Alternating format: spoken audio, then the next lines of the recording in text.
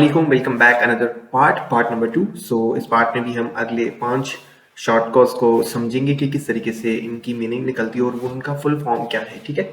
So the first one is cold storage. एक होती है कोल्ड स्टोरेज, एक होती है हॉट स्टोरेज।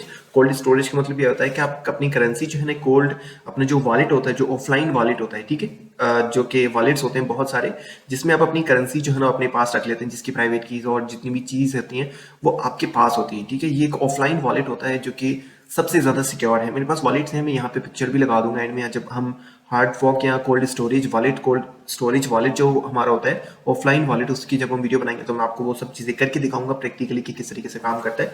लेकिन ये इसमें ये चीज होती है कि सिक्योर है, और हॉट स्टोरेज होती है, हॉट वॉलेट होता है, वो सिक्योर नहीं होता, बिल्कुल भी सिक्योर नहीं। जैसे बाइनांस एक्सचेंजेस, ये सब एक्सचेंजेस हैं, तो वहाँ पे जब स्टोर करते हैं तो वो बिल्कुल भी सिक्योर नहीं है। यहाँ पे टाइम लगता है थोड़ा बहुत और यहाँ पे खर्चा भी होता है, और इसलिए आपको वॉलेट लेना है, फिर उसकी जो कीज है, फिर उसमें जो फीस लगती है, वो सब आपको थोड़ा सा खर्चा होता है। लेकिन जो वो आप यूज करते हैं, फॉर एग्जाम्पल बाइनांस के स्टोरेज रखते हैं, तो वहाँ पे कोई खर्चा नहीं होता, वो फ्री होता है। ठीक है।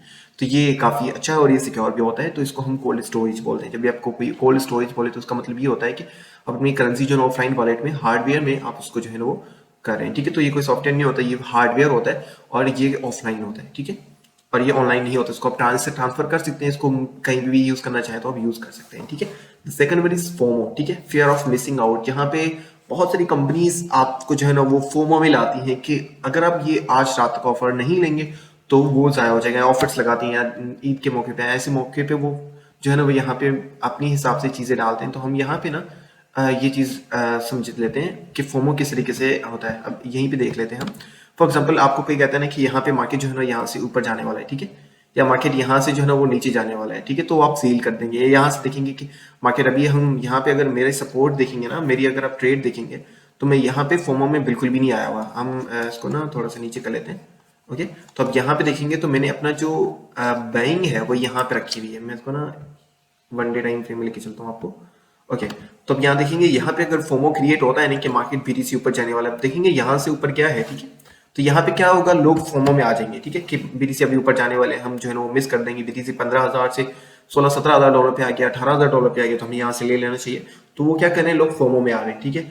But I am waiting for actual price, जो टेक्निकली प्राइस निकलती है, जहाँ पे मुझे लगता है कि बीटीसी में 12,000 डॉलर से 13,000 डॉलर से 10,000 डॉलर तक मैं बे करूंगा। ठीक है। मैं इस रेट का वेट करूँ कि यहाँ पे आएगा, देन ही मैं बे करूंगा। ठीक है। यहाँ पे जो एक्चुअली प्राइस निकली, तो मैं फोमो में नहीं आ रहा। तो आपने कभी भी फोमो में नहीं आ रहा, कोई भी आपको ऑफर दे रहा है या कोई कुछ भी बोल रहा है कि ये ऐसा होने वाला है, तो इसका मतलब ये कि वो फोमो क्रिएट करने वाला है। ठीक है। फोमो में आपसे बे करवा लेगा, फोमो में आपसे चीजें भी बे करवा लेते हैं लोग कि सिर्फ लिमिटेड सप्लाई है, आप ले लो, सिर्फ 5 रह गए हैं। ठीक है। या आप सूट लेने जाते हैं तो वो कहता है कि भाई सिर्फ 5 सूट है, तो समझ जाना, और उनको बोलना कि भाई मैं बिजनेस फाइल के साथ काम करता हूँ, तो ये चीजें ना किसी और को समझाऊं। Okay. The third mean is फड।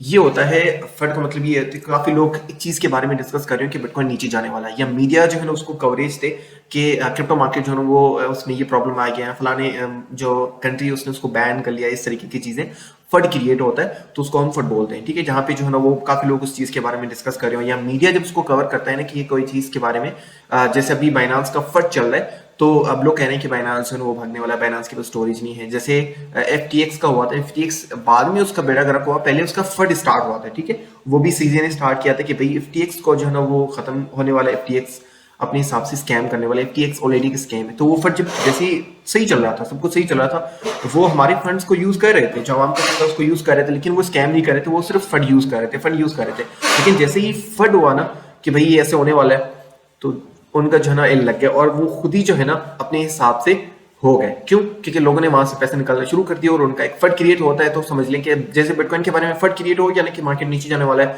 तो क्या होगा, सारी अवाम उस चीज के बारे में बेचे, उस चीज को बेचेगी। जैसे स्टॉक मार्केट में फंड क्रिएट होता है तो लोग शेयर्स को बेचते हैं, जब बेचते हैं तो सप्लाई बढ़ जाती है, डिमांड है ही नहीं, डिमांड का मतलब क्या होता है, लोग ले रहे हैं, तो वो फंड क्रिएट होता है, और वहां से मार्केट की एक तरीके से मतलब डंप हो जाता है। ठीक है। And the fourth one is folk. Folk का मतलब ये होता है कि दो चेन्स, एक चेन पे आप जो है ना वो दूसरी चेन, दूसरा लेयर लगा दें। ठीक है। जैसे हार्ड फोक होता है, सॉफ्ट फोक होता है, तो फोक ये ब्लॉकचेन के बारे में जब आप डिस्कस करेंगे तो इसके बारे में भी हम डिस्कशन कर लेंगे, आपको अच्छे से समझ आ जाएगा कि फोक एक्चुअली काम किस तरीके से करता है। ठीक है।